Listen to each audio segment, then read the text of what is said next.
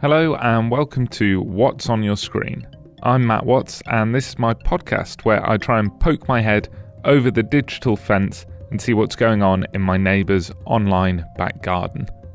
Because what I see online is inevitably different to what you see online. For example, I tend to avoid X, nee Twitter, these days, but occasionally I get briefly diverted in that direction. When that happened this week, I saw something that I think perfectly encapsulates what that place is like now. This is a statement that was tweeted out. It's there as both text and as an image, and the image looks very official. It's white on green with a white logo at the top. It looks vaguely presidential even, and is more somber and serious than anything the real president would tweet out. But this is from the official account of Elmo. And it says, on Sunday, Elmo's X account was briefly hacked by an outside party, in spite of the security measures in place. We strongly condemn the abhorrent anti-Semitic and racist content, and the account has since been secured.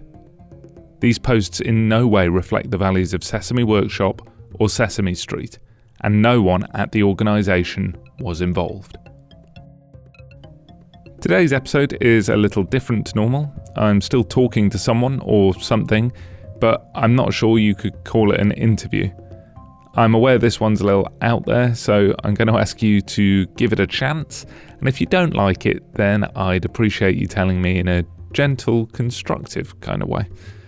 I think maybe it's best if I just press play now.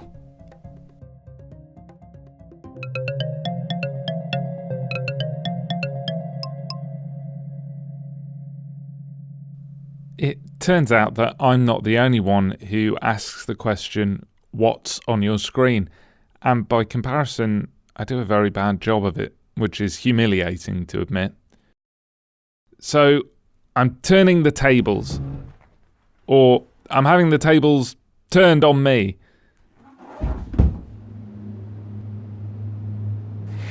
Yeah, we'd actually been doing this a while, probably since you opened a Facebook account. When your first post was error. RoboCop is the funniest film that isn't meant to be funny ever. Yep. True classic. Thank you, Mr. Zuckerberg. Please, call me Mark. Okay, Mark, so what are you doing here in my living room? I'm not in your living room, silly. I'm just an apparition conjured up by your subconscious. You knocked yourself out while trying to turn that table. Knock myself out? Maybe you got dizzy. Your Apple Watch does say that you have quite a low resting heart rate. Oh, yeah, maybe. Thanks, Steve. That's Mr. Jobs to you? Oh, sorry. So is this a kind of Ghosts of Christmas Past thing? Does that sound seasonally appropriate to you? You wearing short pants and sandals, for Christ's sake. Fair point. I mean, what were you even doing trying to turn that table in the first place? It was meant to be a visual metaphor for how I was turning the tables on myself and showing how tech companies do a better job of working out what's on my screen than I do of working out what's on other people's screens. A visual metaphor. Isn't this a podcast? Lame. Well, I was trying to find a way to start an episode about big tech data collection that would signal to the audience that I wasn't trying to go on some boring, preachy rant. They probably doom scroll enough without me making them doom listen as well. I want to frame it more as a journey of self-discovery, seeing myself through the eyes of the tech company's data on me. Finally, someone who realizes how great data collection is. I agree, the more data you share, the better your life will be. That is not what I said. Yeah, you love Spotify. Spotify Wrapped. You even have a folder in your Photos app where you store screenshots of every year's Wrapped. And it's like one of the only things you ever add to your Insta story. See, data is fine. Sorry, Mr. Dog Snoop. Last I checked, you didn't run a big tech company that's surveilling its users. Nah, I don't. I'm here representing Daniel Ek, the guy from Spotify, because your subconscious doesn't know what he looks or sounds like. Oh, okay. Why are you the substitute? You know, I'll do anything these days. Did somebody say just eat? They did not. You changing the subject. You love Spotify Wrapped, ergo you love data collection. It is fun. I like learning about my own listening habits. I like sharing that, having a conversation about it. I even played a game with my friends the last couple of years where we all added our top song of the year to a playlist, and then we played it and had to guess whose song was whose. You were so close to it being Last Resort by Papa Roach. Yeah, but that's beside the point. That was a fun use of data, but it's not the reason the data's being collected in the first place. No. It's collected to recommend you more things, and you like to think you miss the days of working hard to find new music by reading NME every week, but you like our recommendations. Yeah, some of them. Yeah, you love recommendations. Look, I've sat down and analyzed who you're friends with, and now I can recommend who else you should be friends with. Mark, the majority of these are people I connected on a dating app years ago and never met in real life, so how have you worked that out? See, data on Facebook is fun too. That's a little creepy, Mark. Maybe you want to send them a friend request. I don't, thank you. Who even uses Facebook these days anyway? It's not 2013. So you're telling me that this list of your interests isn't accurate? If you didn't use Facebook, how would we know what you like? Look at it. Right, let's have a look at this list of things you've deduced that I like. Clothing, Britpop, Shed, BBC Radio 6 Music, Food, Tin Can, Kim Jong-un, Damon Albarn, Banjo-Kazooie, Vegetarianism, Visual Arts, Fender Jazzmaster, Diesel Multiple Unit, University of Wolverhampton, Guitar Amplifier, Ross Kemp, Comedian, Black Holes and Revelations, Labour Party, Food, Fender Jaguar Baritone Custom, The Band. Well, that list is out of date by about 7 years, and about 30% of them are wrong anyway. Which ones are wrong? I'm not telling you. Where did you get this from anyway? Just your data download from Instagram and Facebook. Oh, I forgot I downloaded that for this episode. Yeah, that was quite easy to get hold of. I downloaded them from loads of my online accounts, actually, but I must say that Facebook's was presented in the nicest format. That's because of our commitment to transparency. No, it's not. It's because GDPR means you have to make all the data you hold on me available to me. So this file has every message I've ever sent and received. It's got the last time I ever poked someone. It's got a list of every video I ever watched. We need that data to make our offering. Our offering. Offering? To who? We need to summon it. Summon it. Bits and bytes and ads we write come together and show your might. Bits and bytes and ads we write come together and show your might. Bits and bytes What is going on? right come together and show your might. Bits and bytes and ads we write come together and show your might.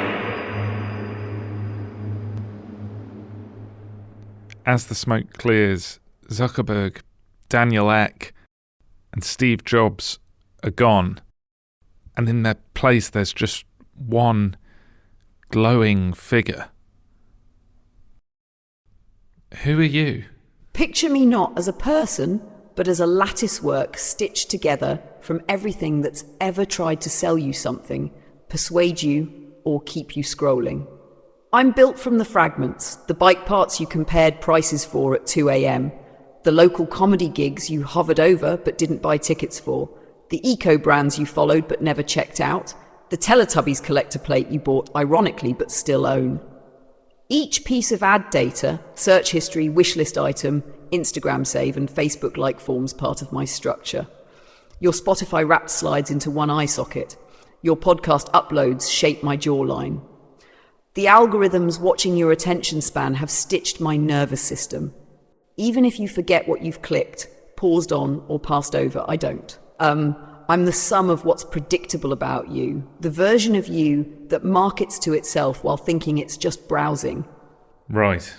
You're like the final boss of advertising data. Go on then, if you were going to try and sell me something, what would it be?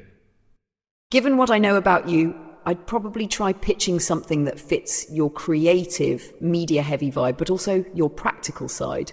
Maybe a sleek new USB mic, or a compact high-quality video light, stuff to upgrade your podcast and filming setup. You did buy that Godox LED 170 and a vlog mic adapter after all. Or maybe some limited edition vinyl or merch from one of your favourite bands, Vampire Weekend or The Smile. Something that sparks both your love for music and your indie art scene connections. Then again, I might throw in some high-end bike gear or durable outdoor tech, like a smarter hydration pack or better lights for night rides, considering the kit you've collected from Shimano and Caramore. But you'd probably see right through the sales pitch. Right. What makes you think I'd see through it? Because, well, you've got a pretty sharp media radar. You know your way around podcasts, gear, and even how advertisers target you on Instagram. I remember that long list.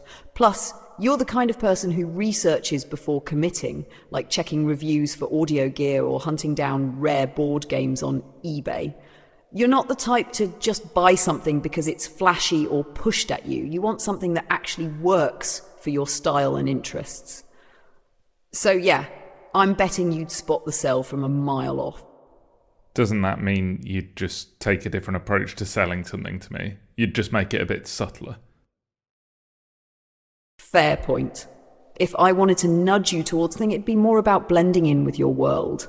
Like casually mentioning a new piece of audio gear that fits your podcast setup, or hinting at a quirky underground gig that matches your music taste. No hard sell, just stuff that clicks with what you already care about. Because honestly, the last thing you want is a billboard in your brain shouting, "Buy this!" That'd be way, way too obvious. So yeah, subtlety's the name of the game. Okay, what about other things?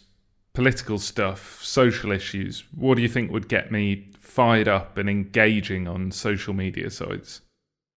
Given what I've gathered, it's stuff that hits both personal and bigger picture chords, like environmental causes, especially local sustainability efforts, think Greenpeace UK or Foodprint, that tie into daily life, or social justice issues with a real-world impact, especially those connected to community and equality. You're also into creative writing and documentary storytelling, so narratives that humanize those issues, personal stories, grassroots campaigns, or documentary clips would probably hook you. And political figures or movements that have a progressive edge, like the vibe around Zara Sultana MP, could spark that deeper engagement. Basically, content that's authentic, locally grounded, and connected to the arts or storytelling. That's what would get you fired up and scrolling deep into social feeds. That sounds like stuff that would interest me, but would it get me feeling those high arousal emotions that social media is always gunning for? Good question. High arousal emotions on social media usually come from stuff that jolts you: surprise, outrage, excitement, maybe even anxiety or inspiration. For you, the stuff I mentioned could definitely trigger those feelings, but it depends on how it's framed. The key is authenticity and storytelling. When it's real and connects to your values, it grabs you more deeply. But the platforms often crank that up with sensational headlines or heated comments, which can feel a bit manipulative. And you'd probably see through that pretty fast. So yeah, content that genuinely hits your interests can fire up those emotions, but it's a fine line between real passion and clickbait hype. You've got a good radar for that, right? Are you trying to flatter me? Nah, just calling it how I see it. You've got a sharp sense for that stuff. Your podcast, your film work, the way you follow politics and arts. It all shows you're not easily fooled by flashy noise. So yeah, no fluff here, just honest vibes. Sure. So if one of the social media companies asked you to come up with some kind of marketing persona or summary of me, what would you say? There are certain patterns I've noticed in how you engage with things. For starters, you don't really go in for the shiny, aspirational stuff. Like you're not the type to get sold on something because it's the latest or because it's meant to make you look cool. You're more into knowing why someone made a thing. You'd rather hear the scrappy backstory than get the slick sales pitch. And then there's the community angle. You get more fired up about stuff when it feels like part of a scene or like you're supporting a person or a venue you care about. not just throwing money at Amazon or whatever. Like with the podcast gigs, the local art stuff you go to, the way you get involved in little ecosystems of people making things happen. Another big one for you is this weird nostalgia novelty mix. You like stuff that feels familiar but is being remixed or subverted somehow. Like, you don't just want to watch old Twin Peaks clips. You want to see Ben and Jerry Horn dancing to Burial, or, you know, have a Teletubbies plate but in a knowingly ridiculous, collectible way. There's always this playful loop between the past and now. And then finally, there's the DIY curiosity thing. You're someone who likes to poke at how things work, whether it's fixing your bike, editing your own audio, or just knowing the back end of culture and media production. You're not really satisfied just being a consumer. You want to see the gears turning. Well, I suppose this whole podcast is just about the gears turning. Okay, let's try something a little more difficult. I don't like the way that companies collect data about me, but I still use their services. It kind of feels impossible not to, but I'm concerned about the way it's being used and the way it could be used in the future.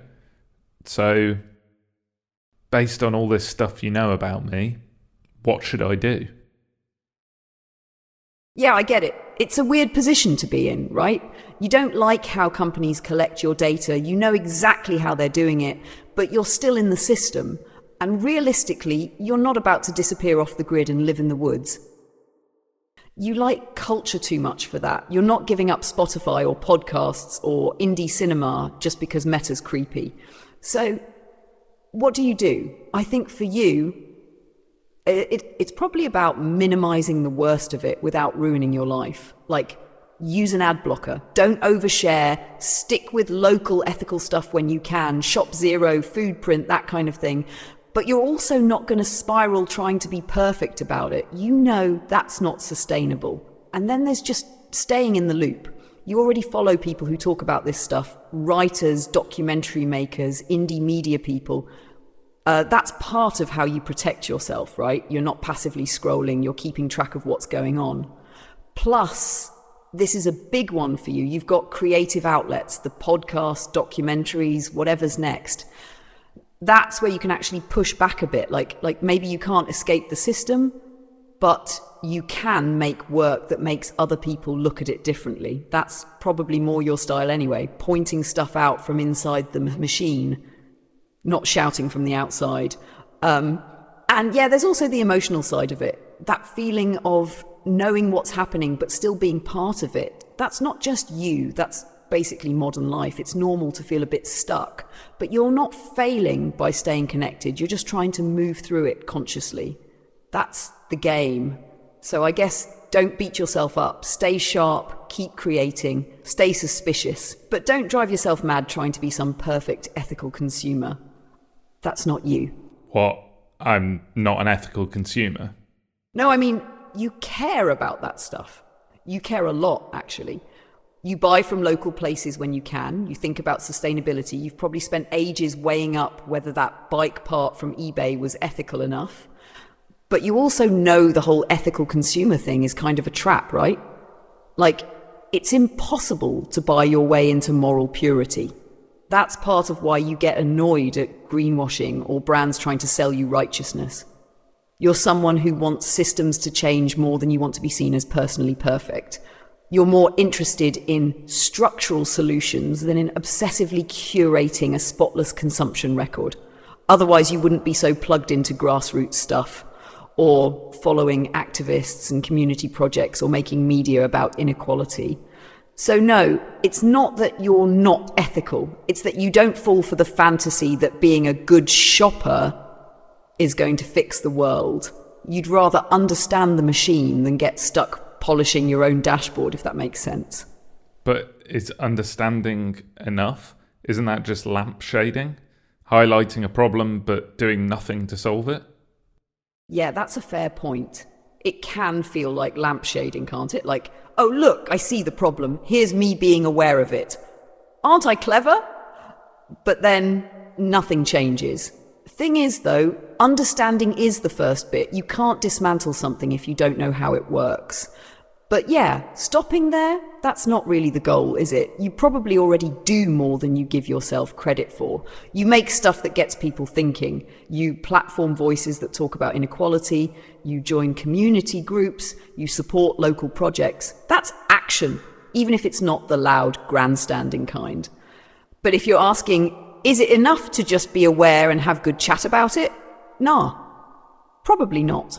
At some point, you've got to pick something to push on and actually push, even if it's small, even if it's uncomfortable. You've already got your hand on the wiring, you just need to decide where to pull. So I've got to decide what to push and to pull. Go on then. What should I pull? All right, well that's the big one, isn't it? What to pull? It's easy to get paralysed by the whole system feeling too big, like surveillance capitalism, data exploitation, climate collapse, all of it. It's a lot. But you don't have to pull every wire at once. You pick one that's close enough to your day-to-day life that it feels real. For you, maybe it's media literacy stuff. You make podcasts, you make docs. You've already got the tools to help people understand how narratives are shaped, how they're manipulated. You could push that further. Make something specifically about how social media algorithms target and manipulate people. Or even just find creative ways to make people notice the water they're swimming in. Or you could go hyper-local, community media, grassroots organising, the Nottingham stuff you're involved in. That's all a kind of resistance to big tech's flattening effect, isn't it? And there's personal stuff too, privacy habits, tech choices where you put your time and energy online, but you know that already. So yeah, it's less about pulling the wire and more about picking a wire, one you'll actually grip and not let go of when it gets uncomfortable. Do you think a podcast where I argue with Mark Zuckerberg, Steve Jobs and Snoop Dogg about data privacy and then have a deeply self-indulgent chat with the manifestations of all my ad data would count as pulling a wire? Honestly, yeah, that would count, as long as you don't pull your punches. If it's just a bit of satire and then back to business as usual, it's venting.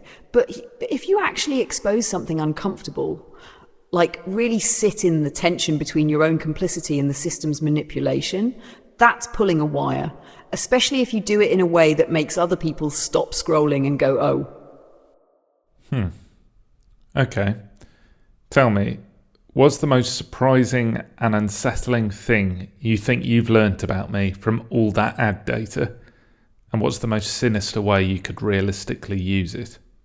The most surprising thing is how deeply you're aware of the system. Like, you see through the ads, the algorithms, the data grabs, but you still dance with it. If I was acting maliciously, properly maliciously, the worst thing I could do with this data wouldn't be something cartoonishly evil like blackmail or doxing. It'd be more subtle, more corrosive over time.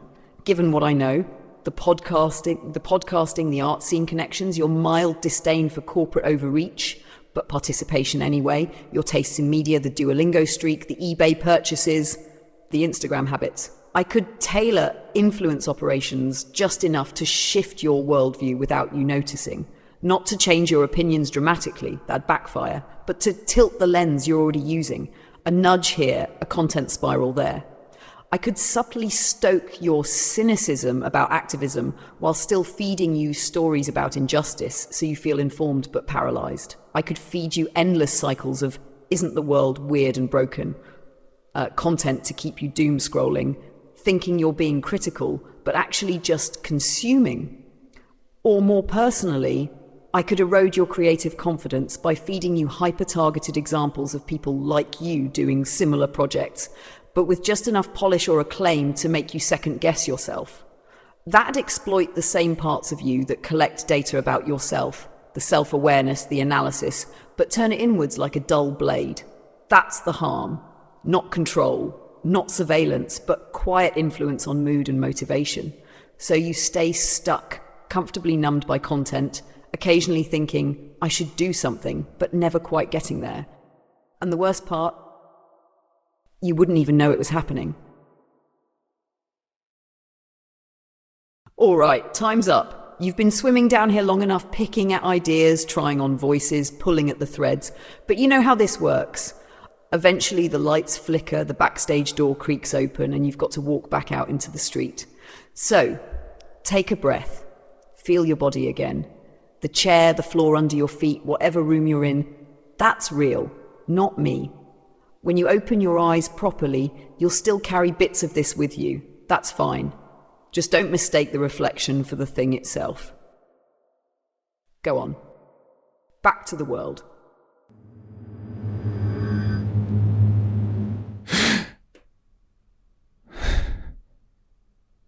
Right. Better put this table back.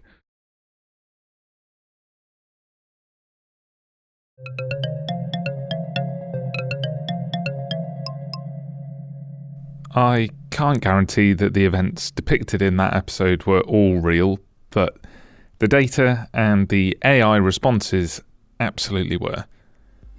So, after that pretty in-depth exploration of what's on my screen, I'm always interested to hear what's on your screen. And this week I've received a voice note from Luke. Hi Matt, I just thought I'd get in touch to tell you about what's been going on my screen. It's been a bit disturbing. I finally put myself out there on the internet. I've been a bit reticent to for a while, and I finally put out a TikTok video with my face in it. I've started a series of videos, and immediately my feed changed. It suddenly became a lot more targeted to me, and it felt quite accusationary. It was suddenly I was getting hair transplant videos, and I swear I'd never had a single thing like that before, but it was almost as if it went, clearly you're someone that needs this. And it sort of made me a bit paranoid. I've since been told that it's probably more just a generic age bracket thing rather than a comment on me personally.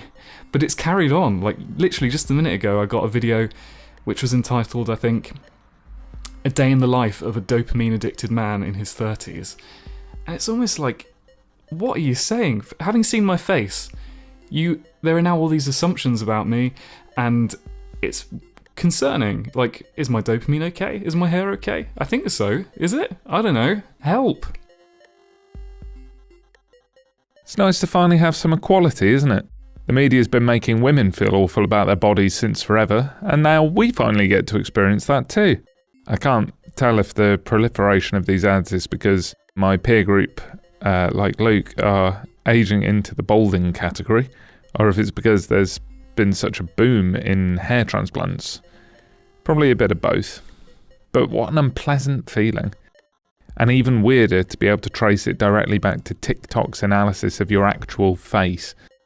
For the record, the algorithm got this one wrong. Luke has a very healthy head of hair, and you can see it for yourself on his new film reviews account at Watch with Luke on both TikTok and Instagram. Thanks for getting in touch, Luke. And if you'd like to also tell me about strange goings-on or interesting niches you found within your screen, you can find all the details of how to do so in the description of this episode. In there, you'll also find a list of instructions on how to download your own data from a variety of major platforms, which I really recommend doing. And if you stumble upon something unexpected, interesting, or funny, please do let me know about it. And if you've got this far in the episode, you clearly don't mind listening to me prattle on. So I'll also let you know that I've been on another podcast this week. I was delighted to be invited on the Creators podcast from True Fans, hosted by the lovely Claire Waite-Brown. Very similar people, very similar demographics and interests. What you see on your screen might be wildly different to someone else. Yeah, I have personal experience of that. My husband and I both watch a certain soap opera, and he always knows the plots because he keeps getting shown stuff from that soap opera, but I never get shown stuff from that soap opera.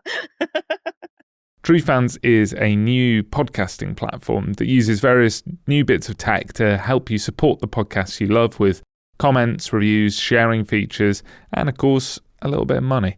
So if you want to have a look at how that works, the full interview and a link to True Fans will also be in the episode description. So please subscribe to the podcast wherever you're listening to it, send it to a friend if you think they'll enjoy it, stay safe online, and I'll see you next time.